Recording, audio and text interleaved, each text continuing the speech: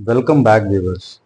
इस वीडियो में हम देखने वाले हैं chapter number 2 forms of business organisation. इसमें हमको देखना है फॉर्म्स ऑफ बिजनेस ऑर्गेनाइजेशन कितने टाइप्स के होते हैं। टोटल आपके पास 5 है। तो इस पर्टिकुलर वीडियो में हम देखेंगे सोल प्रोप्राइटरशिप को, उसके फीचर्स, उसके मेरिट्स एंड उसके डीमेरिट्स।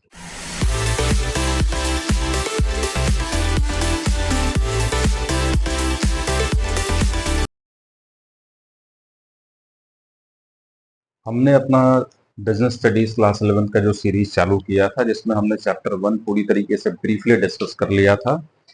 इस वीडियो से हम शुरू करेंगे chapter number 2 forms of business organisation, और लगातार हर दिन आपको वीडियोस अपलोड मिल जाएंगे इस पर्टिकुलर चैप्टर के हर एक टॉपिक से, जिसको ब्रीफली एक्सप्लेन किया गया होगा।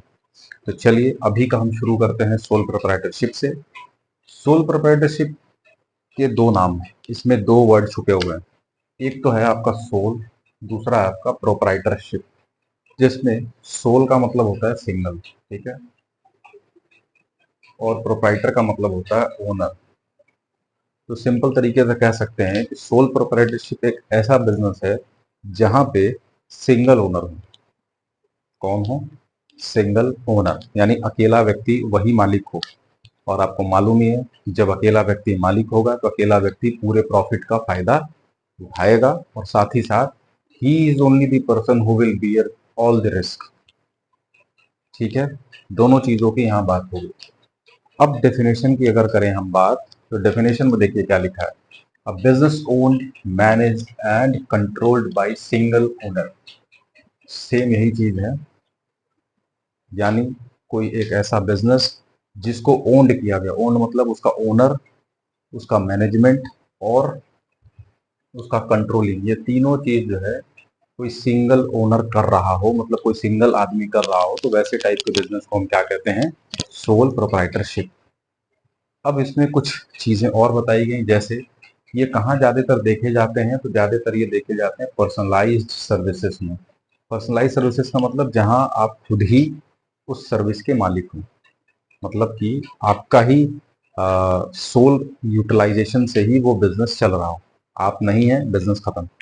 जैसे for example beauty parlours, hair salons, ठीक है, रिटेल शॉप्स, या कोई आपके मोहल्ले में या कहीं पे जो बहुत स्पेशलाइज हों, पूड़ी सब्जी बनाने वाले, या कोई बहुत अच्छा स्पेशलाइज समोसा या मिठाई बनाते, ये अपने ही पर्टिकुलर उसके लिए स्पेशलाइज होते हैं, अपने ही पर्टिकुलर वर्क के लिए। वो नहीं, उनका बिजनेस नहीं। जैसे आपने हाल फिलहाल में फेमस हुए डॉली चाय वाले के बारे में सुना ही होगा। वो उसका अपना स्टाइल था, वो भी सोल प्रोप्राइटर था, अपना एक टपरी लगा रहा था, लेकिन उसके साथ ही साथ देखिए कितना बड़ा आज तो बहुत बड़ा निकल गया। तो ये रहा हमारा सोल प्रोप्राइटरशिप का मीनिंग। अब हम देखते हैं उसके फीचर्स। ये कुछ फीचर्स हैं सोल प्रोप्राइटरशिप के, जिसमें सबसे पहला हमारा फॉर्मेशन एंड क्लोजर।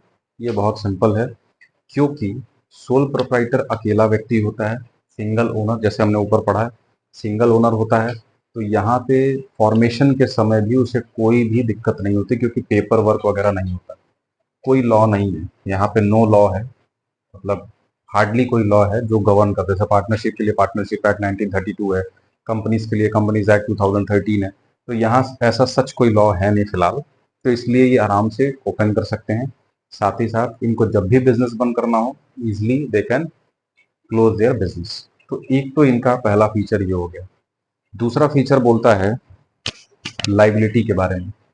लाइबिलिटी होती है इनकी अनलिमिटेड। लाइबिलिटी एक्चुअली दो टाइप की होती है, लिमिटेड और अनलिमिटेड। तो यहाँ जो लाइबिलिटी है वो अनलिमिटेड है। इसका मतलब आप समझ लीजिए थोड़ी सा, क्योंकि ये ऐसा पॉइंट है कि हर एक फॉर्म ऑफ बिजनेस ऑर्गेनाइजेशन में ही पढ़ना है, ठीक है, चाहे वो either it is sole proprietor, partnership, cooperative, company और हिंदू अनडिवाइडेड फैमिली।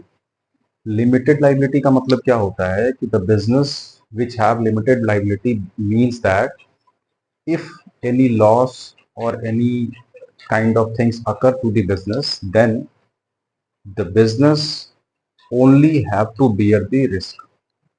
मतलब कि इसका क्या है, जो बिजनेस होगा उसी को बेच के ही पैसा देना है। हमारे पर्सनल एसेट्स पे कोई हमला नहीं होगा, पर्सनल एसेट्स हमारे सेफ रहेंगे अगर लाइबिलिटी आपकी लिमिटेड होती है। लेकिन अगर लाइबिलिटी आपकी अनलिमिटेड है, जैसा कि इस केस में देखा जा रहा है सोल प्रोप्राइटरशिप के, तो अगर लाइबिलिटी अनलिमिटेड होती है, इसका मतलब ये हुआ कि अगर बिजनेस का कोई लोन या कर्ज या किसी तरीके का कोई रिस्क होता है, उस केस में वो अपने बिजनेस को तो देगा ही देगा, अपने बिजनेस से बेच के, जो भी आपके एसेट्स वगैरह बेच के, तो वो उसको पेमेंट पूरा करेगा ही करेगा। लेकिन अगर पेमेंट बच जाता है, बिजनेस पूरे बिजनेस के एसेट्स को बेचने के देने के बाद भी, तो उस केस में उसके पर्सनल एसेट्स को भी बेचना पड़ सकता है उस लोन को या उस रिस्क को या उस कर्ज को देने के लिए। ठीक है, तो अनलिमिटेड लाइबिलिटी में क्या हो गया, जहां पे आपके personal assets plus business assets दोनों इन्वॉल्व होते हैं।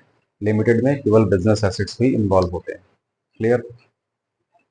अब तीसरा आपका बोलता है sole risk bearer and profit earner. जैसा कि हम जानते हैं कि यहाँ पे ये सिंगल ओनर है, अकेला आदमी है, तो जितना प्रॉफिट कमाएगा अकेले कमाएगा, और जो भी लॉस होगा वो भी अकेले बियर करेगा।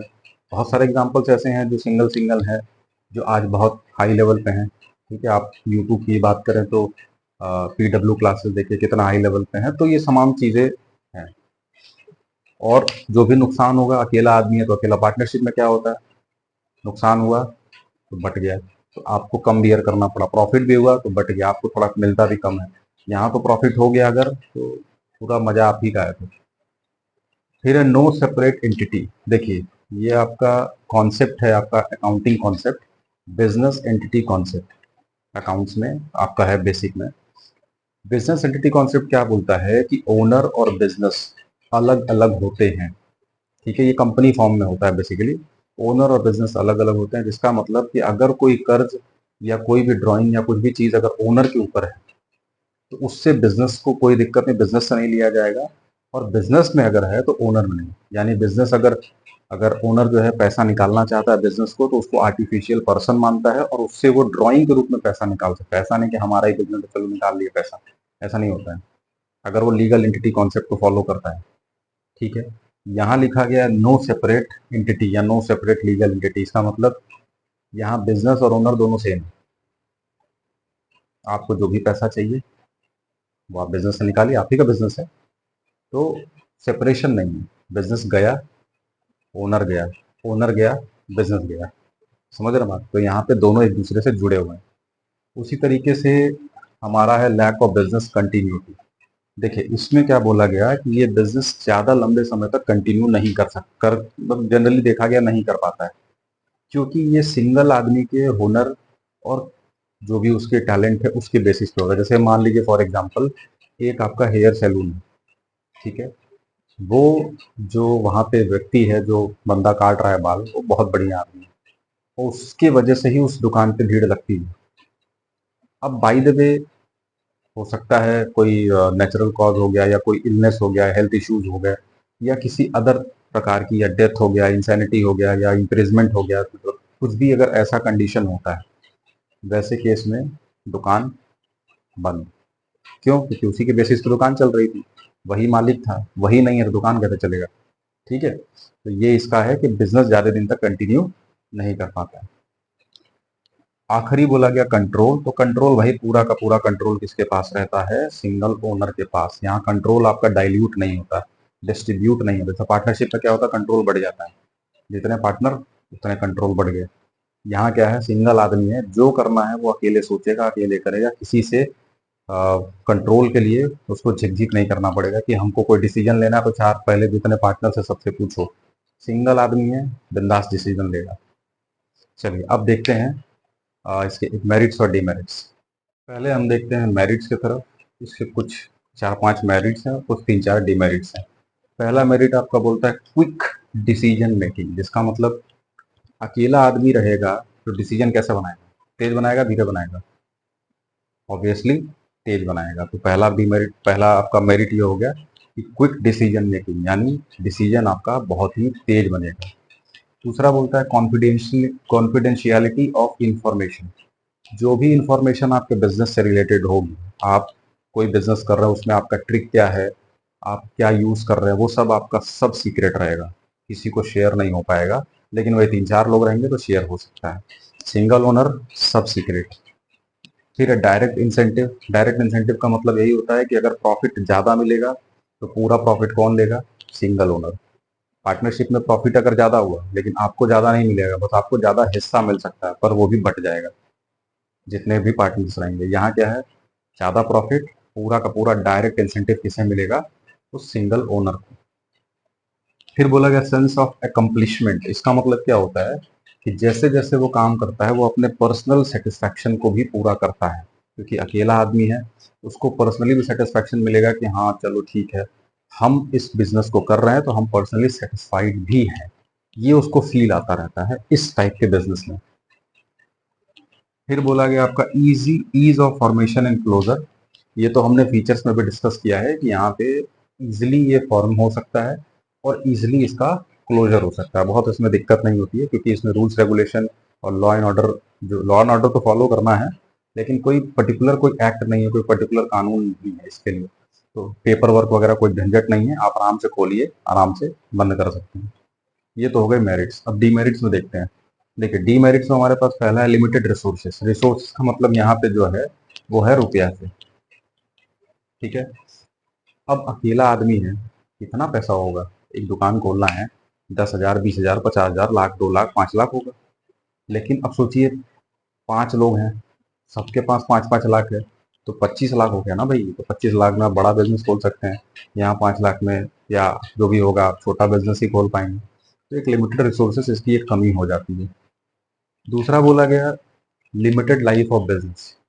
बिजनेस जैसे हमने पढ़ा था फीचर्स में, लैक ऑफ बिजनेस कंटिन्यूटी, वही सेम पॉइंट यहाँ पे है कि यहाँ पे बिजनेस की लाइफ बहुत लंबी नहीं होती है, मीडियम रहता है। उसके बाद बिजनेस धीरे धीरे, क्योंकि ओनर खत्म हो गया तो बिजनेस समाप्त हो जाता है। ओनर जब तक है तब तक बिजनेस प्रॉपर चलता है।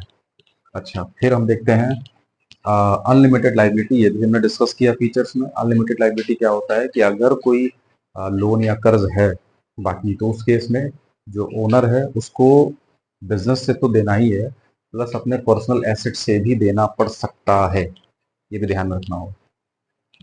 फिर आपका लिमिटेड मैनेजरियल एबिलिटी, क्योंकि अकेला आदमी है, ठीक है, पढ़ा है, कितना पढ़ा है, कितना जानता है मैनेजमेंट के बारे में पता नहीं, लेकिन 2-3 लोग हैं तो उसमें हो सकता है एक मैनेजमेंट का जानकार हो, एक किसी और फील्ड में एक्सपर्ट हो, तो आपका वो काम आ जाता है। अब अकेला आदमी है तो मैनेजर तो रखेगा नहीं ना चाय बेचने के लिए कोई, तो इसलिए यहाँ पे लिमिटेड मैनेजरियल एबिलिटी भी होती है। आई होप कि पूरा आपको समझ में आ गया होगा, नहीं आया होगा तो आप बैक करके फिर देख लीजिएगा। नेक्स्ट वीडियो में हम देखेंगे हिंदू अनडिवाइडेड फैमिली के बारे में और कोऑपरेटिव के बारे में।